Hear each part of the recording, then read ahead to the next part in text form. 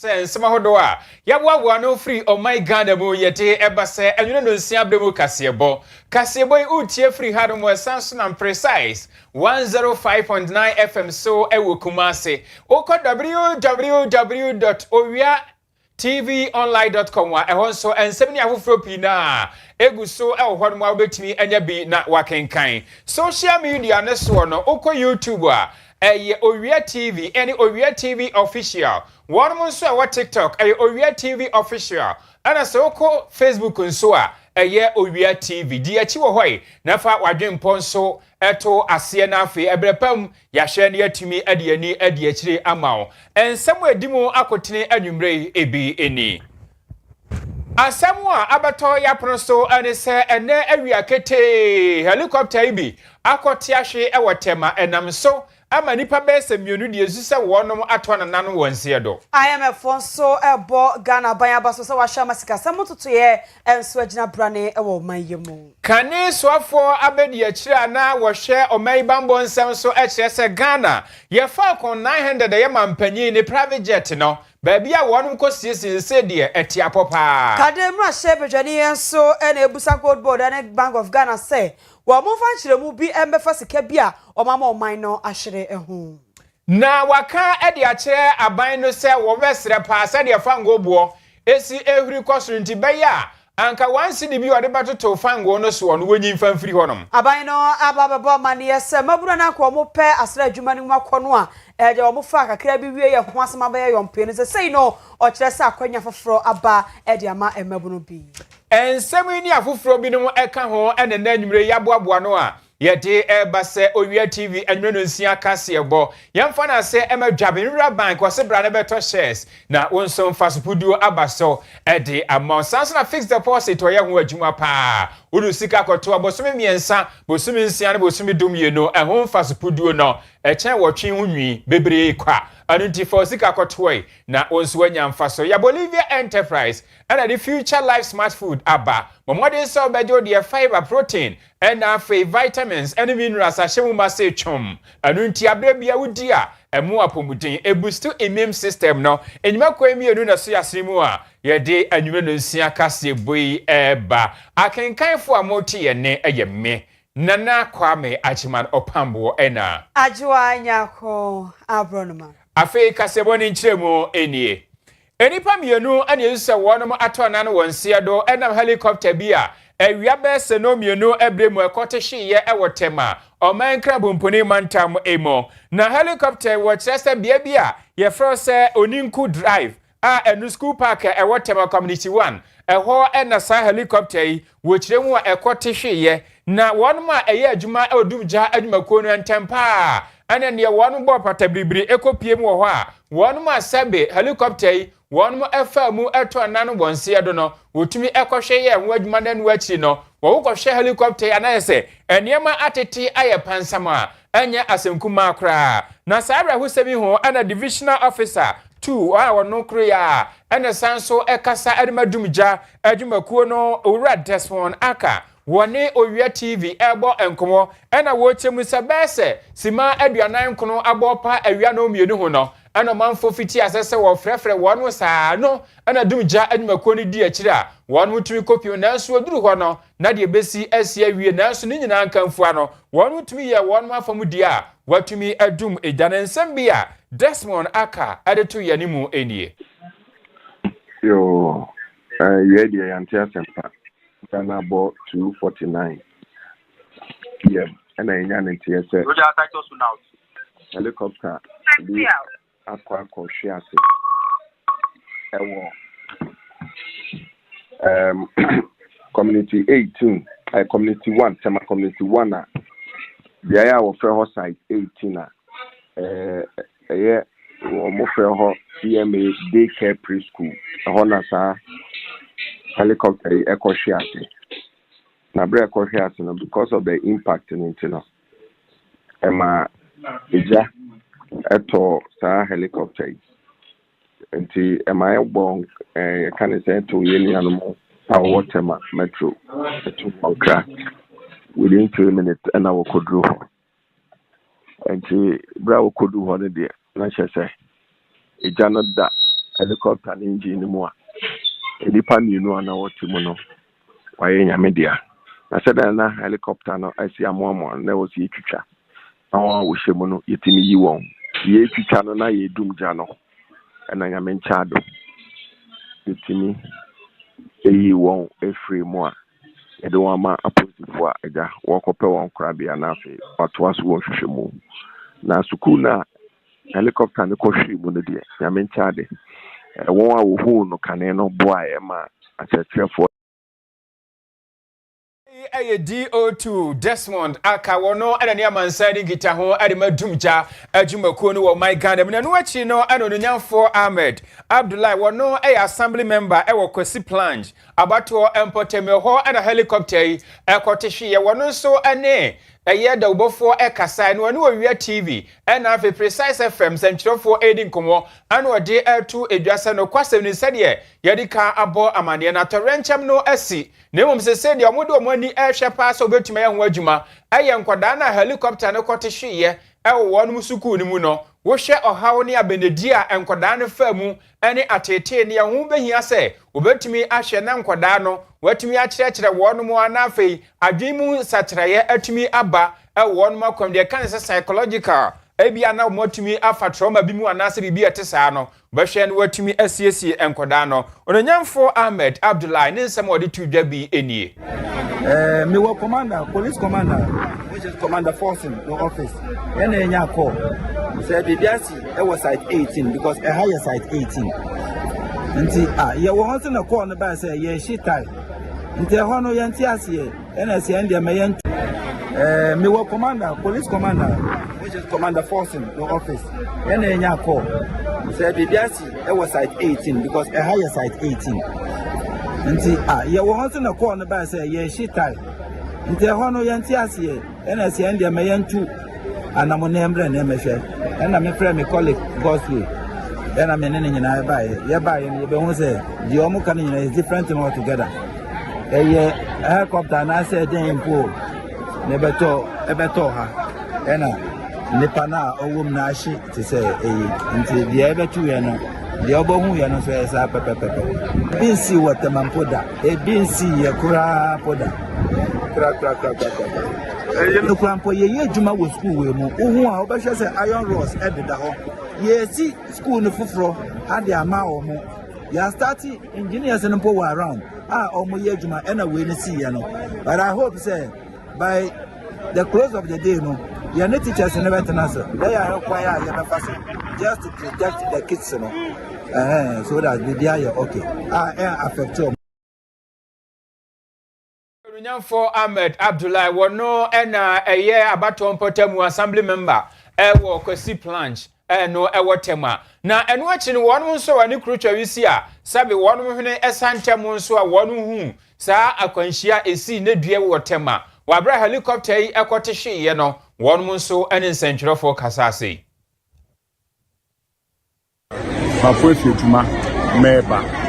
hotel bi wo down asia me do one month on a Saturday na me say aircraft be seaside no over I say we see the tears into me so yeah should be or yeah Susana TMA Daycare Center committee 1 number 3 e woni ku park inside 17 house here na me ba so school the one me say brain no esiri tiasi na beto school ni nti ne kwan se na me no bi na yeko na me kate ko na me di me ka because me ba wa nti kola ni bebe mi ni bebre wa me ba nso na mpa na jade mu a enya de ketwa e wa ase nti ne try so ne bepe hansa ye be du ejano but ye am nti na fire service personnel ba ko apon okwo nti ono so boy se on your baba ye be du ejano boy se on your baba you be wise on your baba you be do mejalo nti before I just know I want to move normal but also in the body there about to say 30 go it I started say better from omumu and e buy e best speed no obeto from na advance na soldier soldier no before I say be wuro me there je there o say no that say bipa nti je no swim sa no there more there into Timamufobia wonum ewo tema community 1 na wonum anisamu bi wabra helicopter ekonya akwanhia manipa mienu wonum atonda no wonse do ana wonum nso ani nsentwerefo kasai Honorable NS Brojajen fi wono nso na woyeso afabedi ekira Osheye man ye bambo ho ensem so no de aba betudwa se aban no ye hwe ni mu so man mu nyina nyame ya doma November bosomi ya ebesimu no ye benya ewemushen foforo kra private jet we ne president jet baako na afa helicopters mienu a eno no eba beboa ama aban no bosha Osheye ne sakraya hodo ampanyifo kire se ebekoso awo bambo nsem mu no etumi abaso na ono Owia Kaseɛ bo akasa no wakire mu se we nu ye kwan yomode fa so a ebeboa ma Ghana Armed Forces omudwumadi ayemre na afa mampanyi ba betu kwan a enya afa no man ye ba be seiska akwa ha wemushe helicopter de mampanyi ebekọ ede no aba na wose mampanyi de ne ba wi ayensa hwe no muse mienu afoforo enso beka ho no ebe ma eye Ghana Armed Forces for enso akobedie ho nsem enso aye fine na we no edimsa na se mampanyi de nwa Ibrahim ama private jet etu kwan ekọ South Korea manse bebre eba ho na nam so mampanyifo enso ede sansem we ababa tudwa Honorable NS Brojajen fi yentie no kind budget I ever implementing this year. That's right. Or can I say a 9% or truly Ghana Armed Forces no nature say in Fidia Ghana Armed Forces for the year Juman. Bebre no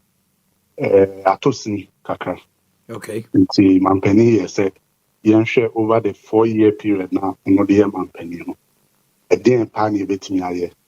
E de ama Ghana Armed Forces omo decision so matimi aye adwuma enti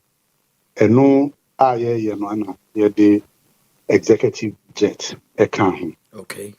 enti na ye to helicopters 4 and executive jet ni no Okay. sana o kan wo budget nim enti ye hwe no na ye se no ye ni kan enye executive jet no baako ho adwuma ntɛntɛm. Okay. Nti mampani ne France mampani enya nkitahodie President Macron. Okay. Ema omo ye say because sabre no so na Ghana Armed Forces ni helicopter bia BBC emergency cry betimi de aye adwuma na ya rehosem. Okay. Nti companies no a executive jet ne helicopters ne two different companies but omo nyina of France. Okay. Wamana so sanso kasa ye edefa oman ye fa ko 900 EX is the two no a no se de no so se o no de se abo abrewa wayemre oma repair so still rent wi nya na so na se kwa mapanyi ye na adwe se kwari ko Kenya na so se ko ja ne kwamu a eno kwa nam so ma de a wokoye ne kran ko ya ye leti eno so se yi eno kan jet no ho asem kan de they say ho aye din on say de o kan no my former boss honorable Dr. Manebu Amako parliament ko kan ho asem na plane no na baby be aye corroded there's a rain action e basa affected the effective use of the aircraft into the call France Air Marcel Dassault Aviation. It could be several months or the whole of 2025 I say yeah couldn't be yenum ansana eba yenum so sign detected near man bi ohun now am penny ko Ethiopia kra no ye senka yen fan on fan ko na ye said the ebe because ye ko to new one no ye decided say ye beton we no near their treaty of some additional fleet for Ghana Air Force for. Okay. It's a yes, there be. Seno so why bit me support to be a open Cassie, be our in Cassie, be an answer. Honorable NS Brojajen fi ne tene kano wono na yeso afabedi ekira o he bambo ho ensem so. Kane swafo abedi ekira ne wo hye o mai bambo ensem so ena wo kasai owura kofi amankwa amanu na wodi ato edwasem ampanyi ne private jet anase presidential jet a ewo ho no dada eyefa kon 900 eye kan ho asem no wo kire mu amprempren te bia sa eye jet ni wo mu no eye ne papa mu a chese jet no baby epese ade tu kwan ko bia betumi aso ampanyi papa na ede no akontie na isi obi ebeka kire se presidential jet no enyina yi a sa nipa kro ne Ghanafo a eni no nokure mu na wo kire se kanema mpanyi na adedanko akufu ado na abre so na wonom eyesesede jet no asi akoye ne ho behia se wonom de beko France na watumi akosiesie nam so ama wonom etu sa anamo no enti mprempre ye kase wonom asiesie ama asanso aba no wase die enti a wonom ede ko France ene se wo hwe helicopter anase sa jet e kan ho asem no presidential jet Falcon 900 na anyini papa enunti no so odi tukwan kakra bia wonya ba ya ape na odi kofitem na wonom asiesie enunti ene nam so a wonom tabiri ede ko France memti mprempre ne ye kan wonom asiesie ama aye kama obetumi ede etukwan na sankomodie eho akohie sanse enchere ana mpanyimfo abo amane se wonom ekoto jet foforo kra ede abre Ghana mampanyina enuru hwe be November mu die na enya abeduru na no na owura Kofi amankwa manu ekire se Falcon 900 no ejina yi akwa no aye week ye betimi akachire o se dia break part awe enti sa no mani nyina no ye hwe na ye siesie na sabe ka no asan ejina na so sa pepepe ana Falcon no plane maintenance no enye te say bia car kra sometimes so de ko Toyota bia wo do car kwa ebi wo ho mo bia na wotwe mienu ansa na ba plane no so be ko no se bia bi wo ho no ma ya hyehyɛ ukoye ni ye bidie nti bedru wo so time na wo se ba no na se be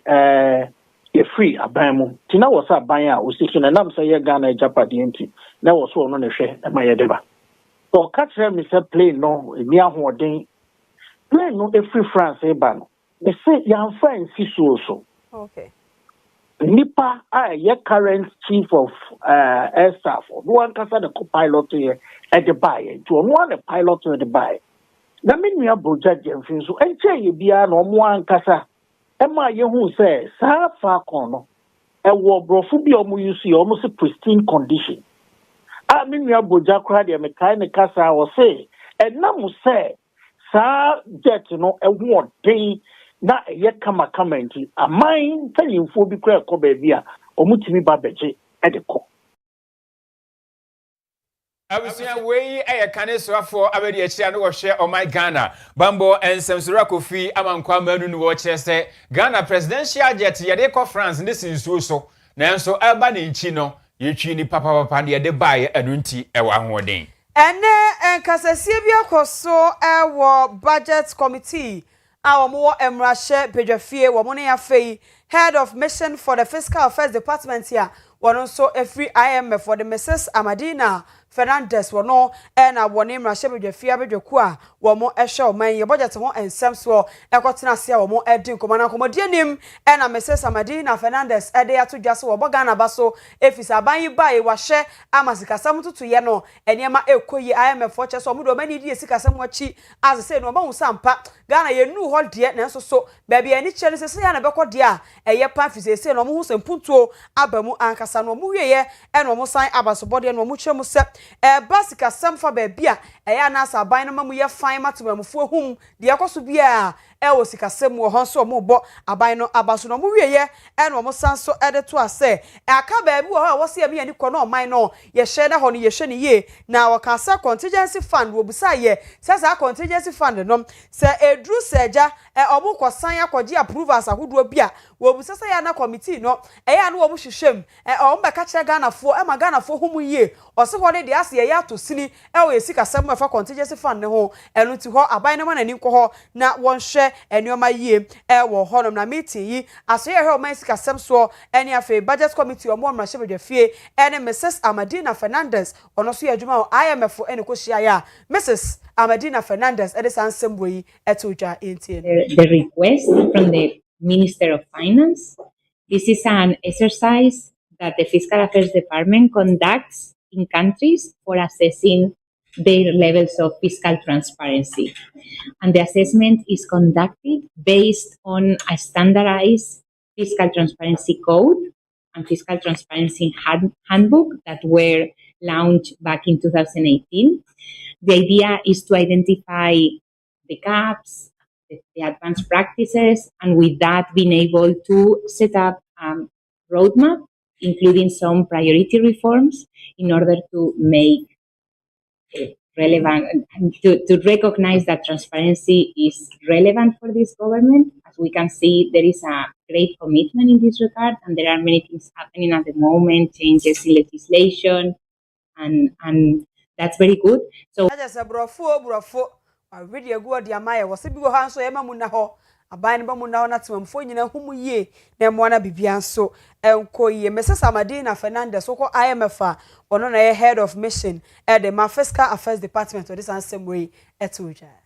akanifo edema adrobafo nkabomko ba akwa friend say True Drivers Union ana mo de adesede ato His Excellency John Dramani Mahama Ghana mampani anu se wono mo esre ne pa se de fango bo esi ekosuru nintino ebe ya nka enchere yekora etuo bi a esum Ghana cities ne be se ba ko city kro ye de ato to fango bo so ne be ya anka aban ne hwe ne wonyi emfamfiri wono mo se de be ya ebeboa amabo no atumi abafom Owia ya berima ene Owia TV ena afi Precise FM ena edi enkomo ena wadi etu edwase wonu munim pa se edwama ahodo so fanwo ne bo no kwa na ekosoro no nti wosrese mampanyi ontie Ghanafo ahiasem sebe ya obetumi ayisa 1 cedi no ede afiri so na aboa amayen ho atumi ahare nkyere ena GPRTU akanifo abo amane se sawe se de fanwo bo esi ekona ansha abre bia mpanyimfo besa apedam bio no wo mo nso hyentiade no mo de antumu ebeba esanse wo mo ntumi nkoye adwuma na wono mo emmoka nano enanam so ama wode adesredie etuma mpanyi anim se otunwa na mo a ebeboa ye papapa ne ebeka ya yesi sa abusumi ne de toso edunum ena antumu ba ya sabre ekasa de se wo hwe petrol na antumu Ghana sidiko empeso adu ba ko na abetoso diesel no antumu sidi mienu empeso adu okromiensa abetoso ena LPG gas anase gas yade no anu anuane de yeka ho no anu nso Ghana sidiko ena empesoa aduonu enkron ena abeda so ya berema ensem wode tu dwa no ebi enie ehye abrawa fo ye de bu akwan mu de se eye taxi abodo na eda fango no bo no subi no yesra ban se animanimu ya woni bi mfiri so yenu se world market fango bo kosoro obi antimi enkase efi aban ya check world market ya ye nyina ni se kosoro na mbom tax ni de sa aban na de to so ana meboa enti se amanse graso no kosoro a ada na tax ni ye nye ho bibi enti adroba fo aye de se animanimu ya eye yi levy energy eye ya kale say sector levy no for two be said dum so levy no ya se aban ni nyimfiri 1 cedi no only free so sisi na Ghana fo nyina ho hin high because yes ka to akoto aba ko bia 1 cedi it is only 1 cedi ni free wa mpa chawo oto 1 gallon bia 4 cedi 50 pesos asem ye ka no okay the driver oto a year 20 gallons no na je so be 90 cedi abosusu mpa just say we are doing nyansa wo buara meboa enti ya ni say bo awia no mi no a the transport ministry ni kosi adwa na de ato n'anim na se yakọ mo mo si ehu nia se sa tax ni na so a mpa chawo ya ba be bu nkonta ni acha magana fo nyina no di dress say ni ye fe ye ni tax ni bi enfro ana mo so mo nya ska bi da wa mo pesa mo de mai eni nti de say eni e mo ma ge ye ni se wa nya ko get no enya again o mo number 5 no body ya ni na ya mo aban ti ya Nipa odi sansewi etudwa eye owura ya berema wono ene ye kanifo ede True Drivers Union a ewo my Ghana mu kademra she bedwani wono koyanso ene ye vice chairman ede mamra she bedwafia bedwako o mo hwe budget ho ensam so na wo se aban no mechechiremu emfa sika bia enam gold board ene Bank of Ghana nsaso ama man ya hwere sika no be $240 million na ere kire se asensem no mu na ho Ghana fo nya chiremu fa se sika no ho kwan be na fa so sika no mpo o man ya hwere ye ayamba fofo mpo ene je ombate ho kire yo mo so kire se o mo hyeda enka asenu mu ye emfa kire Ghana fo no nti o se aban ne mra bonten na asa sika no a enam gold board ene Bank of Ghana ensaso ama man na hwere no yensa entumi nka na afensu enya mu nkyeremu na temamu ni bia ehu baabi asa sika no hwere ye no efri ede ebaye honorable Alexander ejare wono ene ye kade emahye bidwani. How we do our work here as a budget committee of parliament as part of the fiscal, discipline measures. We did explain to them the processes that we go through before the budget is approved. Then our core mandate, which is the regime, and then also the implementation and appropriation, which is for the budget committee. We also did explain to them, the processes of the estimates, where the various committees would take the estimates and go into the details, where previous years' performances are also measured, and then also the proposed estimate for the current year are also compared. And also Yera Alexander ejare wono ene ye kade mrahye bedwani mrahye bedwafi won so bedwako a omo hwe ye budget ho ensem so no ye vice chairman edemako no so omo hia kire mu edifasa sika no man no ahwe no ehu Ewiase sika krabia batan won mu sika esum America dollars ne best of pepe ahasa ene akire ebehye oman Ghana sukuu ntoaso nwomasuya mu na atumi aboa masenkoda no won mu kofa antitie ne mu wie a enkoba ne se won mu pa adwuma ehun beye den eti ama won wo kire mu a we ayenhyeye ene anusuade hu na oman Ghana ewo se yebetumi atete adesuafo no sebe ya won benya nimudie na omoba monten so a emegba ne se abrebi ode wani ebesi aban so se aban ema wonum enyuma nem wonum ankasa enim dia wonsa aka no betumi ade abiebie enyuma na no watudin se secondary education transformation resource for jobs any initiative a wonum ade eba na no ana omayi so afa wo hwe enwumasua ensem so Haruna Idrisu ade sansemi tudwa wabra on managing director chief knowledge officer adema ewiase amansansi kakra bia batan no wura Pascal do no hoy wonum ekobɔ nto kakra ewo suma hia basic school mo na no ene wone ensentrofo kasa ena soafo e kire se enye wani so adehunu mu se Ghana niba obeko school na keke no obewie na onenam na sabio wode krata ahye na motom na waje kokwa ya toton ede ahye ne botom na ne wo buwe saa wo dimirika kwa no wo ba ha wo fa no wo sne ha adwuma wo penti wo be wiase na ne shoe kura no I swear to God na so adwuma no onya bi anu nti on pese secondary school emu adesua no etimi boa na de ye kire amofra no won mu free hope obetumi dia koye won mankasa adwuma na no ene wo se eye Ghana accountability for learning outcomes project 20 reference gallop ni mu ana sanyehye nyina ehya eno enam so ama wiase kakrabia batan no edisika eso asenimo Owia Haruna Idrisu ne nsem bi nie implementation of our new flagship, which is the secondary education transformation for results, for jobs, which is very significant for us. I'm told that the World Bank generously will support the government of Ghana with about $300 million to improve our secondary education transformation for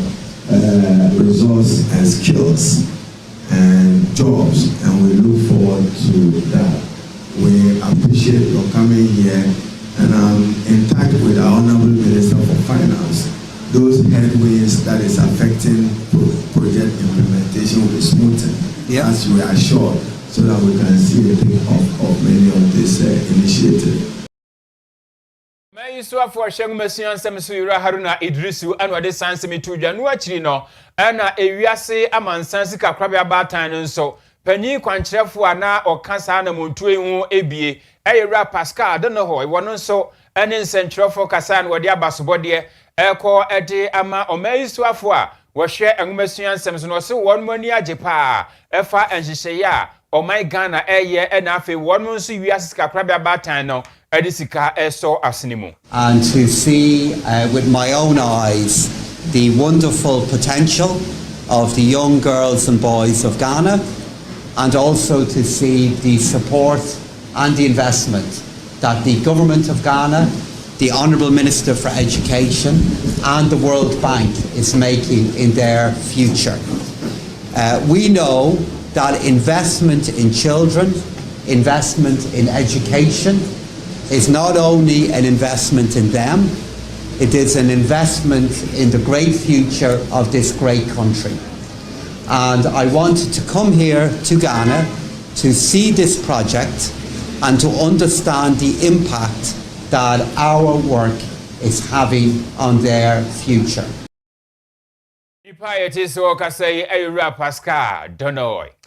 Na nche bia eno man nsem bi sore ya na nyina fa emabunu no mo pasra adwumadie no emu akọ emabunu be 500,000 ene dwo mo koto forms obi akoto bi 2.2 a na dwo mo fele ya na nko mo wani so de hu no se ke be form adwumam na mo so nya kwan akọhye ba bi ewo asra adwumanim na so eba ye emabunu be 5,000 pe ene mo nya mu wura ya dodo na nka ye ka ye kire de eho sem ebe ye bebre enam so mampanyifo bi ka se na ene munim se nipa 5,000 pe na mo fo ma ene ede na mo bie mu ma emabunu be 500,000 ene ba fa form so majo mu 2.2 adi kwan ene nam so ma ye ka se mama yarega wo no ena wo ye edom kase no eba no dani aba be kasa abe defend aban na kire se aban no wo pepa no se ko be fa babunu bi adwuma na so wo tumi ka so pe 5,000 petino nya 5,000 ko ojai na ene omo maka no obi ade ba na nka o application na mfe wo se ko basa e bia no obi kura be kira ko no bom ebe ewa akonya no wo se ko wura mu fi se ono na ko be qualify na so ka aban ni e close ni 5,000 ho no a kanipa ni nyamutu we de waje agum priwuti uwi a wa be fa wo se na ya fa wo sa na honorable Mama Yarega e de ato Owia Kaseɛ bo enim insisting that anytime there is recruitment every young person must be given a fair opportunity. Every young person must be given a fair opportunity. I recall calling the Minister for Interior, Honorable Ambrose Derry, here at that time. And he said that after the first year's advertisement, those numbers that they had constituted a database on which, for the rest of his tenure in office as the Minister of Interior, that was the database from which we drew and then gave people opportunity to join the security agencies. Mama Yarega wiye wa mananso ha wo se watibi ene dom kuma na efira se omugu so akasa asem ne se aban no wododo no awanfo mu nyina wo mu 2.2 no a ejan kometimi de to banku bia dia omuri akoto form so anya yie no aban no form sika emmo mo asem no na no Mama Yarega se na ede na dom kuma no mo kasa mo pen so no a mu ye bi no mu de mabunu sika mo eno so I've heard my friends on the minority side mention at press conferences that the Interior Minister should refund. Mr. Speaker, they did the same thing, advertised, people paid, and they never refunded 1 Ghana cedis to anyone. I have Hansard of this house recording proceedings here when Ambrose Derry was also hauled before this house and asked the same question about refunding to the young people. He did not. He reserved the money. At that time, about 35 million Ghana cedis. It is there. It's in the Hansard. So you cannot be discussing refund now. Let's discuss how we can fix the economy so that jobs can be created for all these young people. Whatever stand you want to take today, we will show you that yesterday you took the stand that we are today. And Kaseɛ no ba no dani yera Mama Yarega no so yete ne kana asemi ho na dom kuma ne sahene yera Alexander Afanyamakin esori no se ana Mama Yarega yi mo se ya pen so ye sa ntura Ghana for to abaniti aye no mo na mo ba mo se reset agenda na mo ya banda da de na bi de na reset agenda no we the agenda emabu no amajo mu 2.2 edi no mo fo musika mo no obi afa koto aduane ne no system does not offer certainty. It must obviously be reviewed. When a system does not offer clarity, it must certainly be reviewed. But if we would always go back and say, oh, yesterday something happened,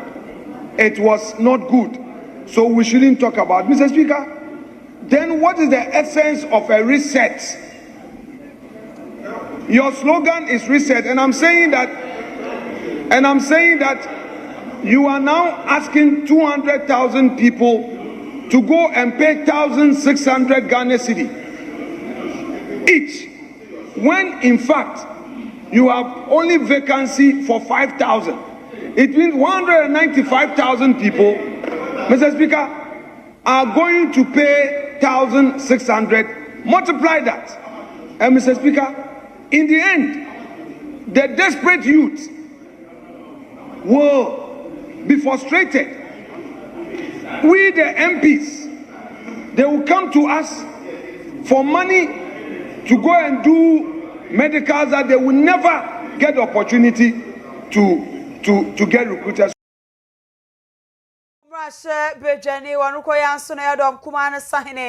Alexander Fanyama Kane and also yet in Kano. Na krata efri mampanyi akache ababonte krata mu semnyina ene se mabuna anke jabamba dwubakuo no e4 no omo ne betu dwa se ni nyina ene wo mo epe bibia akọ ni nyina na nka omo fa nipa 20,000 na so mampanyi ahye so omo nsanfa 20,000 piso e se mu apagya e de ebekọ akọdu 40,000 nipa omba formo e de akọ esra adwuma nim no efie nan a edi yanim so man no no na we no empanyifo kwotena se we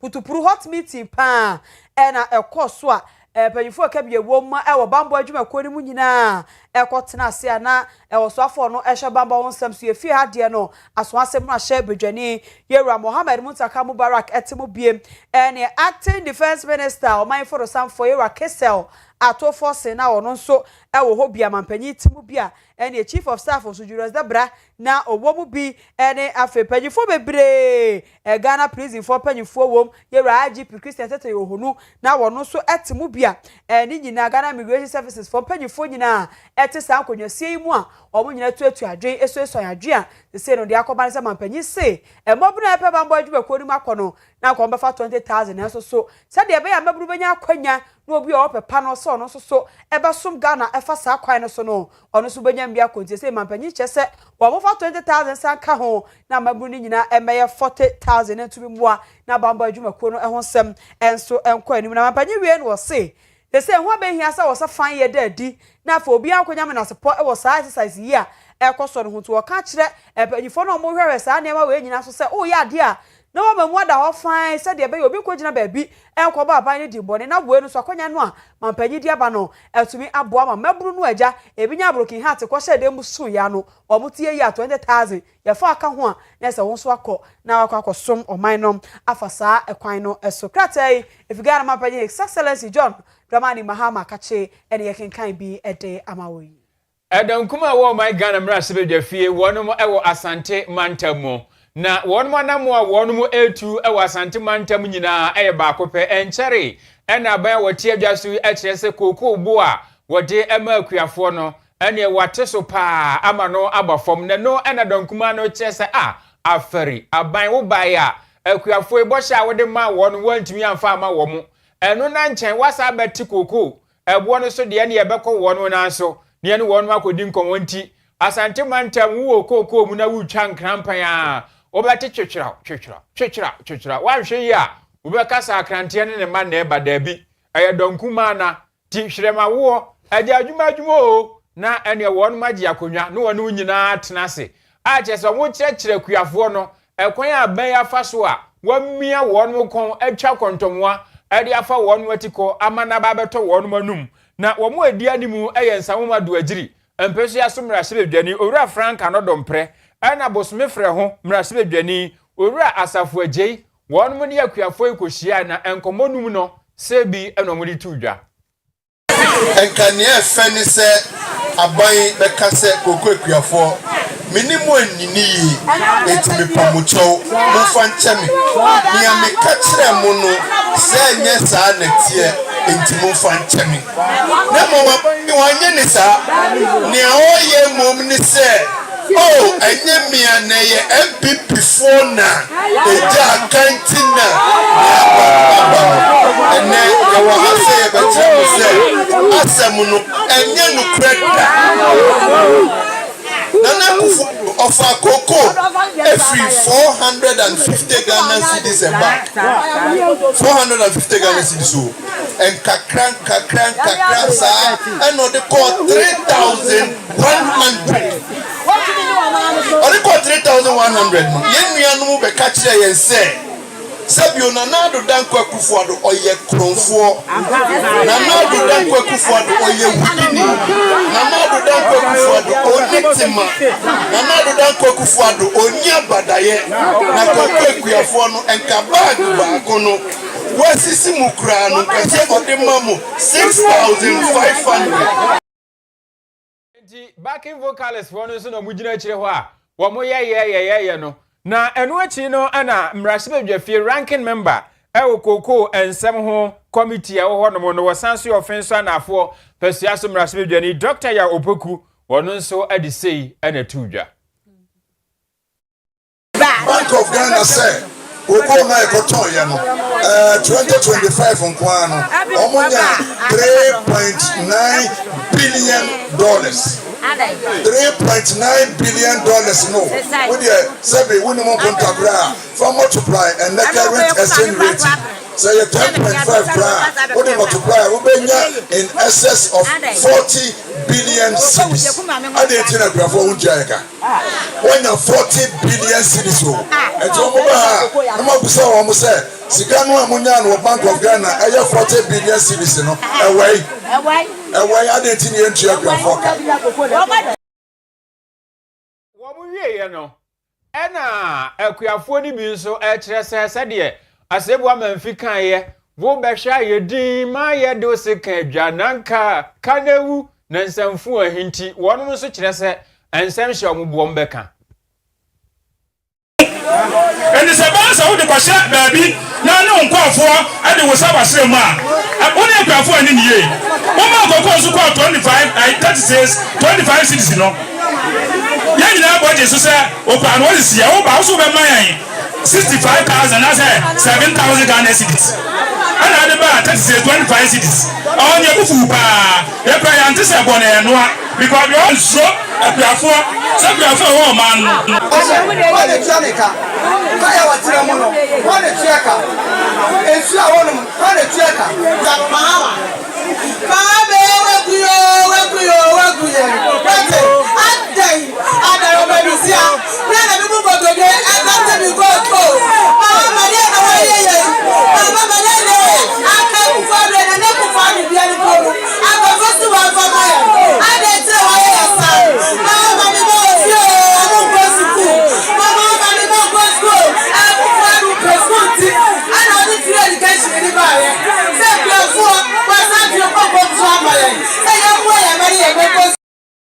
Nti nananma akuafo na womukoye pose no ya misa wo no mo nti wo mo amubu afu no ebi na de sanse witu dwa no yento so na yankwa hodende ensebo no so afo hwe hodende ene ho nsem nyina wode honorable John Ginapo wono so na da mrahye bedwafi wakwa kirechire sem bia efa mita ho nsem e wo ye man mu na be se na kakra ni anasa bosome kakra ni de sa wo ho ipa na so pe mita prepaid meter ebi di abo ofia yusu anasa wo so to ba bia ho ebi ni ho a ho nsem na ho akoye dendede eno nene okom na hye bedwafi akọ kirechirem ede akire efie no akirechirem de enti akoba sa ma sese no mita ho nsem no akọ atwe no wie no sa de so se ebanyefo ya hye ye egu akwam enche bia wo bia wo pe mita bia ebi beba ama wo so nsa akabi. Mr. Speaker, when we assumed office, particularly for 2024, even though the ECG board approved about 3 billion for the award of contracts, more than 9 billion was awarded for contracts, including the supply of meters. And previously, there have been similar awards. So it led to a choke, particularly when I insisted that we should implement the cash waterfall to its letter. It means that the revenue ECG was receiving as a portion of its cash waterfall allocation was not enough. So some of these meter manufacturing companies who had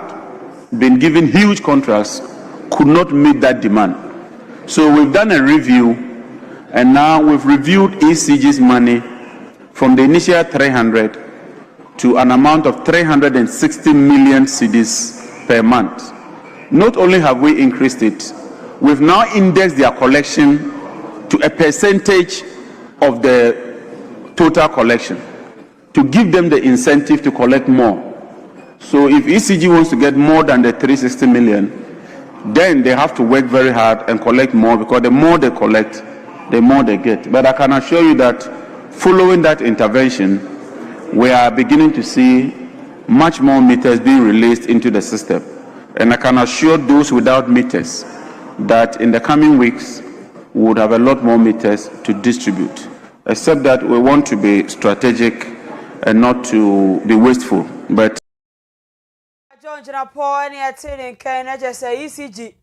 eja omo de bia kanko a omo ni koko board omo ko jeje sika no omo nya bi na mama contract omo de mama nwumakuo bi a omo na de meters ne beba nanso nam so omo nya sika fa mo omo nti na meters na koko omo nanso say no so for eche so omo tena se de hihye pegu akwan mu a omo de ho dwuma na wo cheka kra di animu ya obi a ohia meter bia wo sabeka bi na wo nso de edi odwuma. Yadiani echiremu ewo ejeso na eni semanyekuo no mabunu achitafo obi wonom echese wonom buafu pa akwa bi a wo kan brofo no kohu aggrieved or say aggrave na yese we no wo mo adwalai pa wo mo chese 2024 said ya wonom siko bontoa ema eni semanyekuo no enye asemkuma akwabra ne tam billboard to ne kon ho a dese no akwa akosi ne bi tita posters ni ade ewiase na moji cheche posua chese mai wonu makwa womo so ma fechiro mo ni saa se nka wo de yema ba akokura post womo nsanka bi no mo kire se ne dia fari womo akwa akototo apomudin se achi ba wonu office a ewo adwusumu na yentie mabunu ni bi ene party na ba power adweso yanka bi nhede hu ya ne se health insurance position ato a yede obi aba ba hyimu ha abra constituency ni enim ho hwe party ni enim ho hwe empo si ebe yikwa na enim ho hwe kra nke yenyi bisuni emaye obi a ofiri bi so na yesu a ohun si ohun se su na yesu no oti yesu enkopa se ba kofa obi a yenim ni ba bia na wakata ya no abusuafo de eka nyina ne se adweso we deserve better. Ye deserve say a health insurance position no ye benya crack ni wadweso ha ade na be bisa position no ye wa crack fo bebre wo e we ha ye beti mo bisa position na mo na yi ye pese ka championfo nyina ne se ye ne mpanimfo ni akasakasa ye ne omo ni ntoka bi akọ ye ka nyina ne se de ye pese omo ye maye ye pedisuni na ometna health insurance position director na omo di director na maye na say NDC edwoso ha ye kunde na ye ba power bi a wonom ewo edwoso anempatamu na omde saa ensemitu dwa no omani abre na post no bia de benya bidie o sa de janso de muna nanam adwa post nyo bia de benya bi o party ni ukobra enye bibia na benya na nuanimu yawo enkakra why ono ma me akwa afuom no aka cho ye duru ha ye be se ni edidi na mo kwa na obi akoye new office wan yes mo ko school na mo per certificate ento akasebo no so Owia TV studio ye nyumere no si akasebo no egu so a ye keka ede ama osanso na precise 105.9 FM ensem na bi wa ha ento so ye ko Ashanti Regional Minister Dr. Frank Abokohere ye ko na kache na wono so ede nsem bi akodi ama Amanse Central Mercy Assembly eni afi Mercy Assembly ni nyina se adaroma assembly no se ya na mo ko jeje to a wo adwumaku ahodo no omututu fom agudie no mo sasa nwiasa no an no ene enwuma bia ya na mo ko hwehwe se ampa wo mo no EPFo amo mo krata edimu mo kwan se adwuma no mo yegodo no omutu no omuntu anasa nwia no mo sesa kwawi no mo ye no omo tu bi krata mo ho kwan ana enyesa mo de mo hia to no anti mo tabiri mu pepa na makọ sensa na madi musika na mate pepa na mo de musika akotalo mo da ho abra mo ni tu mi krata wo so mo de eye adwuma wo miamia ahodo na mo so ya mo hihye mu no mo hu se de be beboa amadwade no mo tie no ayemre Dr. Frank Amakohene Emrano Bonini me mo kware fa so aye implement emrano e hono na yesano nti de ni ka yese obi a obeba assembly ha say or prepare business operating permits, or prepare sticker for taxi, for excavator, for whatever. We making sure say nipa no dey me registration certificate, business registration certificate. Mine now make license, EPA license, any letter free ministry for lands and natural resources. Just say, Ampaya Masa nipa no akonya say, or small scale mining. Say any other business, whichever institutions are regulatory or more, more photocopies of all that family assembly. No, say we assembly need trying to stick at the amawa. When you say we are duly registered, that we are legal, I am operating under the laws of Ghana. And my friend, we can't say no solve problems in there because so we make my control papers. As that they are baba be just the cano or court field that not the back the on one pay. For Dr. Frank Amakohene. President Edema Queen Mothers Foundation was so ayohima ewo offenso kwaira ena wode ato edwase eho behia se emabunu ye betimi aboa na ebaku adwuma na atimi aye wonmo akono pa esanse mpanyimfo ka se emrewa ene nkokora wonmo to esa no na eko emaiwa ene emrantie edie muntina maya ya na omonye nyanyash ede ne nam no esanse emnuafo ne de na ene sam eko wonmo di nkokorafo de ne sam a yehu ba bi kogu ana metoye flat a medi ejina wenti ema ne mmomu no ana to ne sa eko wonmo di na no ana na nahima ekyese emabunu no kuadwuma nya omakono omu kuadwuma ne se ase eya desuwa bi esanse obehia obi no akokora posoposo abrowa posoposo no wokọ afuom oni kapreba nanso ni nyina mu no eno ede ka ho manuane no eho koye den kamabunu de wo ho hyemu a enka nie enuane bebusu pa eno nti one Agri House Foundation wonum ka wontira pam ho atumi aboa se de be ya emabunu no nso ade wo ho bewura kuadwuma no emu nana amabonsu ne nsem bi nie ye adwuma die pa ne se be yafu enti with the help of Agri Foundation ya yire ho pa so a ye safu no ewo ye nkronkro ebidua koko ebidua meko eniama bebre ena kwemades ye wo ye kro so ye na ye ma ye de aduane ba ema nkronkro nyina nya aduane di famu ne ya na ena okofo obi a jiso tua ne ka nye so ne ntesa wo hema so wo ye afu a oboda wura obi a beboa no ena so de jiso ofa nipa no ena watua ne ka ena afa ya na ye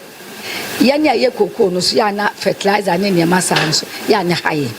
pa challenges ya na ewo mu so enu aye President Edema Queen Mothers Foundation was answer here ohima ewo fenso kaira nana amabonsu ne yetini no akiri no ena executive director was answer founder Edema Agri House Foundation Albert nana echa akosa wono so ene ensentrofo kasase. Last year, this is the 8th edition of the Garden of the Royals. Na as a FBI, no, the Ahinema for one more with 16 regions in about together. Na ye have a conversation in common on the Juma or more year. Bebre nim say equipment that's not kasa bebre na we efu akese na beyond that no come we efu akese no almost sign a support say we young people na say bebo na we communities ni bebre na last year NNA 7th edition yeah call to action be say beyond normal we for no more year no yeah per say yes through them no yeah supporting young people na work communities no say be ya bom no menya o ma ye adwuma ewo ekwadwanim na ye choose poultry farming into this year na ye we commitments no this year na commitments if any commitment to action last year na call to action into this year committed to act in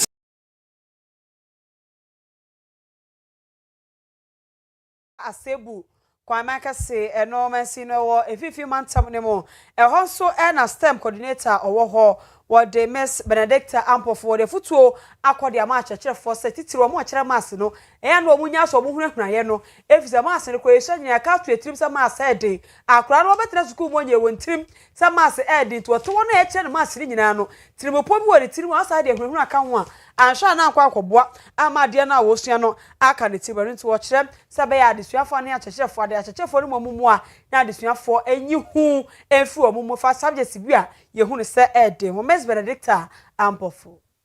me de sende we hu se bibia ye fine nti afuto kakra me de ma achechefo ne se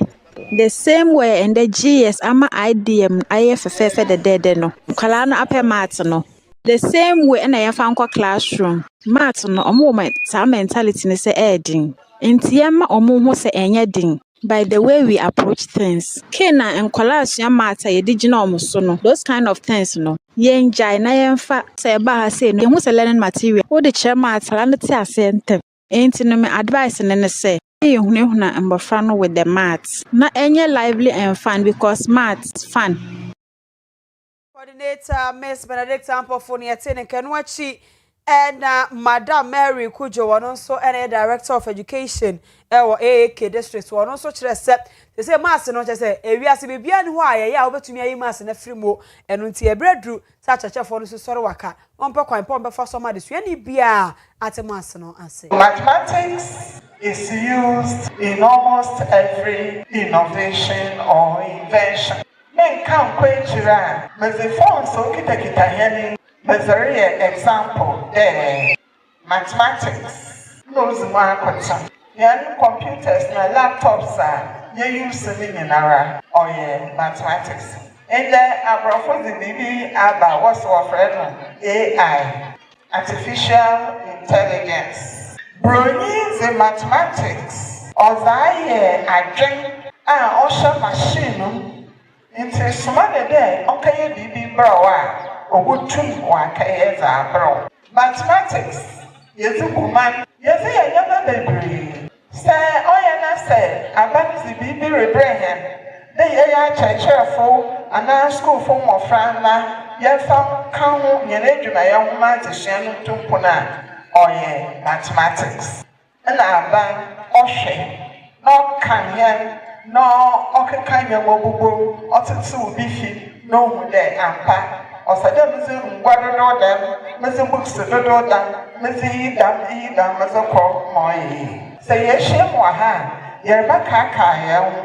de nkunta buzi so kanwa ya oruye. Madam Mary Kujo one Director of Education Edema Bura Asebu kwa Owia Kaseɛ no achi ena Anna Aba Pixon wono ena wokɔ eye Asebu DA Basic School eni afe AK district wa wono ena odusua ni a potom ho de wa top pass overall best math student wono so ena sembi etoja Mama ka kira chechefu nyina de sayete nkontabu na ase a no ya za obia ye dada asempo roba ye ni nsem na wo ba na ye de abai gina wono do 2 times 2 no e do omma he ni mprempre answer na kumetu aba ho na so de ya agurudi na o de fa aguru mu a nka nanyi baba no do na ma ontu menyero wetu mu aye nti ma bisra pa nyi da chechefu obotu mo aboa mofra no emma wore ya nkontaibu no wo yen various classrooms a nkontaibu no ayenika ama wada pede de biara obey ye nkontaibu no ho adwuma mpo ansa na wada Anna Aba Pixon ono na potom ho de best mass madam ho a ono ne strategy ore chere nkura na de no won ka bi so e de achechere fon kaifo. National Road Safety Authority wono mo ekire se wo bu nkonta no ewo mfimpinu ane aduonu mu no se wo hwe akwanhie siye ewo enkrampuni mantem ni mu aye ahanan aduonum emu ahanu aduonu ensia ene ye motorbike emu akwanhie ibia enam so ma binum prepare binum so etwada nanom ewo nsie no mo de sanse mitudwa wabra wode won mo nsra hwe ekopie mu ewo omamu ni nyina Chief Imam Sheikh Osman Nuhu Shaributu na so na won mo ko ne nsra ese wonyina mu mfamo ase de be ya da ubo edefa ekwan so jojo ho no ebetumi adimu ni titire ne se ebra ede fatal emu afahye eba suei na one month 70 binie. 2024, the number of deaths was 2,494. And it has increased to 2,949. And if you look at the pedestrian knockdowns,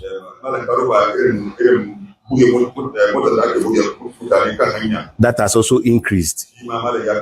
from 2,300 to 2,400. And one interesting thing that is trending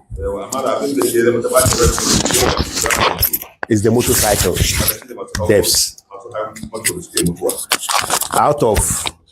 the 420 deaths that happen in Greater Accra alone,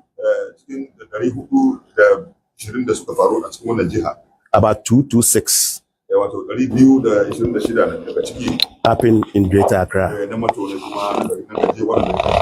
So most of the deaths happening in Greater Accra, 54% is from motorcycles.